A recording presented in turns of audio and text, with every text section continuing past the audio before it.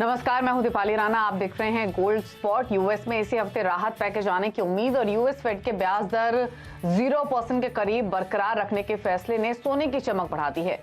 M6 पर सोना 50,000 की ओर बढ़ने लगा है, वहीं चांदी 66,500 के पार निकल चुकी है। ऐसे में सोने चांदी में आपकी क्या स्ट्रैटेजी होनी चाहिए? गोल्ड स्पॉट में हम इसी पर करेंगे फोकस। हमारे साथ केडिया कमोडिटीज के अजय केडिया, कोटक सिक्योरिटीज के रविंद्र राव, बाबा ज्वेलर्स के गौरव बाबा और CNBC TV commodity editor Manisha Gupta मौजूद हैं। और अभी अगर प्राइसेस देखेंगे आप गोल्ड के, तो ये 50,000 के बेहद नजदीक कारोबार कर रहे हैं। सबसे पहले इनफैक्ट प्राइसेस पर और जो अभी के ट्रिगर्स हैं उन पर ही चर्चा कर लेते हैं। सभी मेहमानों का स्वागत है शो में। रविंद्र, पहले आपका एक आउटलुक लेना चाहेंगे। जो सॉफ्टनेस, जो कंसोलिडेशन हमने देखा था, क्या आपको लगता है वो ओवर हो चुका है? यहाँ से गोल्ड वापस ऊपर की ओर चलना शुरू करेगा? क्या ट्रिगर्स आप आगे जाते हुए देख रहे हैं और इन स्तरों पर क्या आउटलुक है? Good morning Deepali. यस, हम एक टेम्पररी बॉटम देख रहे हैं। इनिशियली जो बॉटम था वो अराउंड $1765 का था और अभी मुझे लग रहा है कि 1823 1820 डॉलर का एक टेम्पररी बेस बन चुका है और हम वेट कर रहे हैं कि ये 1880 के ऊपर निकल जाए कॉमिक्स पर। और जो फंडामेंटल ट्रिगर्स आई थिंक कल फेड का जो मॉनेटरी पॉलिसी का जो आउटकम है, दैट वाज मोर और लेस एक्सपेक्टेड एज एक्सपेक्टेड। और उन्होंने जो लोअर इंटरेस्ट रेट्स है वो 2023 तक कंटिन्यू करने का उन्होंने कहा है। तो I think that is one positive for gold. Second is stimulus. US stimulus का जो एक्सपेक्टेशन है वो अभी it is very very much nearing and मेरे हिसाब से उसके वजह से गोल्ड में एक पॉजिटिवनेस हमने देखा है पिछले कुछ सेशन से। So I think we need a technical breakout trigger. I think $1880 के ऊपर अगर निकल जाता है और अगर MCX पे 50,100 50,150 के ऊपर अगर ये सस्टेन करता है तो I think we might immediately see prices going to 1920 and $1940. तो मेरे हिसाब से it looks like a rally to stay। और हमारे हिसाब से आई थिंक 49,880 50,000 का अगर एक ब्रेकआउट आता है तो upside might be another 1,500 points और इंटरनेशनल में it will be somewhere around 1960। So any dip in gold I think is a good buying opportunity. आज का जो सपोर्ट है वो अराउंड 49,380 का होगा और जो स्ट्रॉन्ग सपोर्ट है वो that would still be at 48,800। So I think it's a buying dips counter. जी हाँ, जितनी भी खबरें फिलहाल यहाँ पर आ रही हैं वो सोने चांदी के लिए सपोर्टिव हैं। एक वैक्सीन की खबर थी जिसकी वजह से हमने सोने में अच्छी खासी मुनाफा वसूली आते हुए देखी थी, लेकिन वो भी अब चीज बाजार यहाँ पर डाइजेस्ट कर चुका है और इवन एज काफी सारे देशों में अब वैक्सीन लगने लगी हैं, उसके बावजूद हमने देखा है कि सोने में यहाँ पर चमक लौटी है। अजय, चांदी को आप कैसे देखते हैं? क्योंकि सोना एक हफ्ते के हाइस पर कारोबार कर रहा है, लेकिन चांदी में हमने 2% की तेजी देर रात देखी और $25 के लेवल्स यहाँ पर वापस हैं। डेफिनेटली अगर देखा जाए सोना चांदी में, जैसे हमने नवंबर में वैक्सीन की बातें आते हुए देखी, दोनों में हमने एक अच्छा खासा गोता लगाते हुए देखा। बट कहीं ना कहीं हम देख रहे हैं नंबर्स अभी भी बढ़ रहे हैं और साथ में हमने देखा कि जो फेड से जो टोन है वो भी पॉजिटिव और चांदी को डुअल बेनिफिट मिलता है क्योंकि हमने जो बेस मेटल के नंबर्स आते हुए देख रहे हैं या फैक्ट्री ऑर्डर्स के नंबर्स आते हुए देखे जाए, चाइना है वहां से काफी इंप्रूविंग। तो आई थिंक $25 का एक हर्डल था वो ब्रेक कर चुका है। वी आर एक्सपेक्टिंग कि अगले कुछ दिनों में हम लोग $26.5 तक दिखा सकता है, जबकि डोमेस्टिक मार्केट में 69,000 का लेवल तोड़ के 70 के करीब हम मोस्ट प्रॉब्ली तो ये साल में भी अगर 70 देख ले तो कोई बड़ी बात नहीं। जिस ढंग से मोमेंटम बना हुआ है, डॉलर इंडेक्स में कंटिन्यू गिरावट जो चल रही है, ये कहीं ना कहीं मुझे लगता है कि ईयर एंड तक हम 70 का लेवल रिगेन करते हुए देखेंगे चांदी में। गौरव, आप कैसे देखते हैं इस उठापटक को? जो खरीदारी फिलहाल कैसे है? और काफी हद तक ज्वेलर्स हमें रोजाना शो पर ये बताते रहे हैं गोल्ड स्पॉट में कि 14 दिसंबर से 14 जनवरी तक यहाँ पर खरीदारी कम हो जाती है। ये ऑस्पिशियस दिनों के हिसाब से नहीं गिना जाता, लेकिन जिस तरह से प्राइसेस की मूवमेंट है, क्या निवेशक किस भाव का फायदा उठा रहे हैं? Good morning Manisha ji. जी अभी जो है, जो आप जैसे आपने बोला 14 नवंबर से 14 जनवरी तक ऑलमोस्ट एक स्लैक सीजन रहता है ज्वेलरी के हिसाब से। So there is little footfall भी कम रहती है स्टोर के ऊपर। Generally this is what we have seen in the past experience.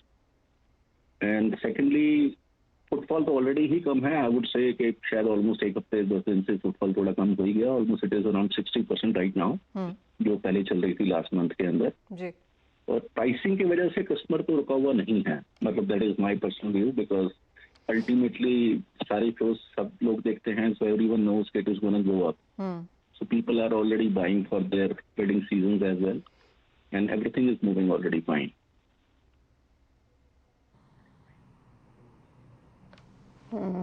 जी, लेकिन आगे की अगर डिमांड ट्रेंड्स की बात करें या फिर आगे की सिनेरियो की बात करें तो इन लेवल्स पर भी क्या इंडिकेशंस मिल रही हैं अगर प्रिसाइसली डिमांड आउटलुक को देखें तो गौरव जी?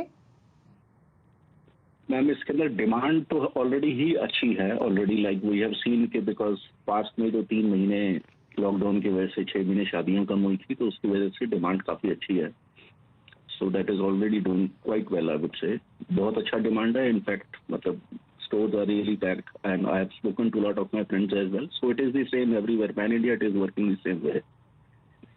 गौरव, और सबसे ज्यादा कहाँ खरीदारी देखने को मिल रही है? क्योंकि जो ये एक और फीडबैक है कि ज्यादातर सोना और डायमंड ज्वेलरी की बाइंग इस वक्त काफी ज्यादा है। आप कहेंगे ये ट्रेंड्स आगे भी जारी रहता हुआ नजर आएगा? बिल्कुल, आगे भी ट्रेंड इसी तरीके से ही चलता रहेगा। मोर ओवर अभी जैसे क्रिसमस की वजह से आई पर्सनली सी के प्राइसिंग के अंदर एक थोड़ा सा स्टॉल आ जाएगा because international markets will be close for almost week 10 days. So उसके अंदर आई पर्सनली फील के प्राइसिंग के हिसाब से अगर देखते हैं तो I personally feel it is going to drop but मतलब यहाँ से जैसे अभी हमारे फ्रेंड भी बोल रहे थे he said around 1880 is the level to look on. तो I also see the same 1880 के ऊपर अगर क्लोज होता है on a daily basis then it is going to move up, otherwise I see it somewhere between 1650 in the maybe next 3 to 4 months। Alright, 1870 के levels के पास already यहाँ पर कारोबार हो रहा है। 1880 के करीब करीब एक काफी स्टिफ रेजिस्टेंस है। एक बार वो निकलता है तो बाजार मान रहा है कि वो एक ब्रेकआउट हो सकता है और वहां से अच्छे खासे गेन्स हमें सोने में देखने को मिल सकते हैं। गौरव, बहुत शुक्रिया हमारे साथ जुड़ने के लिए और वो ग्राउंड रियलिटी ज्वेलरी सेक्शन से हमें बताने के लिए। लेकिन गोल्ड स्पॉट से आगे बढ़ेंगे और अब बात यहाँ पर करेंगे कच्चे तेल की, जहां पर हम कुछ ही सेंट्स दूर हैं $52 प्रति बैरल के। ब्रेंट में हमने काफी स्ट्रॉन्ग गेन्स यहाँ पर आते हुए देखे हैं। यूएस में वीकली इन्वेंट्रीज में गिरावट देखने को मिली है। इसके अलावा जिस तरह का चाइना का फैक्ट्री आउटपुट का डेटा आया है वो 20 महीने में सबसे बेहतर है और उसका क्लियर इंपैक्ट हमने यहाँ पर प्राइसेस में आता हुआ देखा है। यहाँ पर रविंद्र, आपकी क्या राय है? डॉलर में वीकनेस एक और रीजन है जिसका फायदा यहाँ पर है, तो आपकी स्क्रीन पर 1% से ज्यादा की बढ़त फिलहाल कच्चे तेल में। नेक्स्ट लेवल्स यहाँ पर क्या देखने को मिल सकते हैं?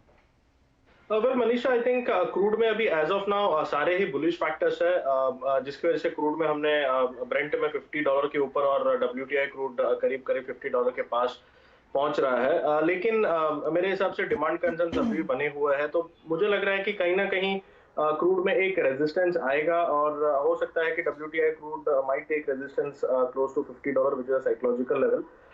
और अगर MCX की बात करें तो MCX में 3600 का एक काफी स्ट्रॉन्ग रेजिस्टेंस है। आज के सेशन में मेरी जो स्ट्रैटेजी होगी वो बाई होगी, लेकिन मेरे हिसाब से थोड़ा सा कॉशन रखना चाहिए और 3580 3600 के आसपास एक बार प्रॉफिट बुक करना चाहिए, क्योंकि वहां से हो सकता है कि एक डाउनसाइड आए और फिर एक डिप देने के बाद फिर से एक रिकवरी आएगी। लेकिन I think it is approaching the resistance now, so buyer should be little cautious. जी, तो कॉशियस रहने की जरूरत है, लेकिन हाँ एक अच्छी स्ट्रेंथ तो हमने क्रूड में बनते हुए देखी है। लेकिन सिमिलरली मेटल्स में भी रौनक काफी है और चौतरफा हम बाइंग देख रहे हैं। LME निकल के प्राइसेस भी 14 मंथ्स के हाईज पर हैं, कॉपर के प्राइसेस भी 8 साल की ऊंचाई पर आ चुके हैं। डिमांड तो काफी स्ट्रांग रही है काफी नेशन से इंक्लूडिंग चाइना। मेटल्स पर अजय, आपका व्यू क्या रहेगा? और अगर कोई ट्रेड लेना हो तो आपका कन्विक्शन किसके साथ है? कॉपर के साथ जाएंगे जिसने कंसोलिडेशन दिखाने के बाद ब्रेकआउट दिया है, 600 के ऊपर ट्रेड कर रहा है, या कोई और व्यू है? बिल्कुल दीपाली, जैसे हम कॉपर की अगर बात करें तो हमने काफी बड़ा कंसोलिडेशन देखा। प्राइसेस 595 से 604 के बीच में काफी टाइम से कंसोलिडेट कर रहा था। जिस ढंग से हमने नंबर चाइना से काफी अच्छे आते हुए देख रहे हैं और ईयर एंड है और new year, Chinese new year से पहले हम ज्यादा करके देखते हैं बेस मेटल की डिमांड भी बढ़ जाती है। साथ में चाइना में एनवायरमेंटल कंसर्न के चलते भी कुछ कर्टलमेंट्स हुई है। उस सबको देखते हुए मुझे लगता है कि मार्केट ने अब अपर ब्रेकआउट दिया है, तो कॉपर मुझे लगता है जब तक ये 600 के ऊपर मेंटेन है, मे भी पॉसिबल है कि हम 612 618 तक के भी लेवल कॉपर देख रहे हैं। पूरे बेस मेटल पैक में अगर बात करें तो कॉपर काफी अच्छा लग रहा है 600 के ऊपर। कॉपर में बिल्कुल लेके चलना चाहिए, जो 612 का लेवल आज और कल में, क्योंकि मोमेंटम अब बढ़ चुका है। यहाँ ये रैली ने थमने का नाम ही नहीं लिया। एक्चुअली जब से अप्रैल मई से हमने बढ़त आते हुए देखी है मेटल प्राइसेस में, हर महीने यहाँ पर पॉजिटिव रिटर्न्स देखने को मिले हैं। रविंद्र, आपकी क्या राय है? आपकी टॉप फेवरेट्स यहाँ पर मेटल सेक्टर में कहाँ रहेंगे? मेरे हिसाब से यस, सारे मेटल स्पैक ने हमने एक बहुत ही अच्छी रैली देखी है। कॉपर में मैं थोड़ा सा रुकूंगा 608 ब्रीच करने के लिए। अगर वो ब्रीच कर देता है तो फिर मुझे लगता है कि कॉपर में हम 620 625 तक का लेवल भी देख सकते हैं। एलएमई पर इट इज क्वाइट स्ट्रांग। मेरा जो टॉप पिक होगा वो जिंक होगा। जिंक में हमने काफी अच्छा कंसोलिडेशन देखा है पिछले कुछ सेशंस में, बट 216 के नीचे जिंक नहीं जा पा रहा है। और एलएमई देखे तो एलएमई में I think because of the lower ware stocks एक पुश मिल रहा है, और पॉसिबल है कि ये 2,950 से $3,000 तक का एक लेवल टेस्ट कर सकता है। और अगर उसे हम इंडियन मार्केट्स में कन्वर्ट करें तो it comes to somewhere around 228 230। तो मेरे हिसाब से जिंक में positionally plus intraday I think it's a good buy. Position अगर बाइंग करते हैं तो 216 का स्टॉप लॉस रखना चाहिए, और अगर इंट्राडे बाइंग करते हैं तो आई थिंक एक डिप का वेट कर सकते हैं and you can maintain a stop loss of 218.50। और अपसाइड मुझे इनिशियली 220-250 का लग रहा है, और उसके ऊपर 224 तक जा सकता है।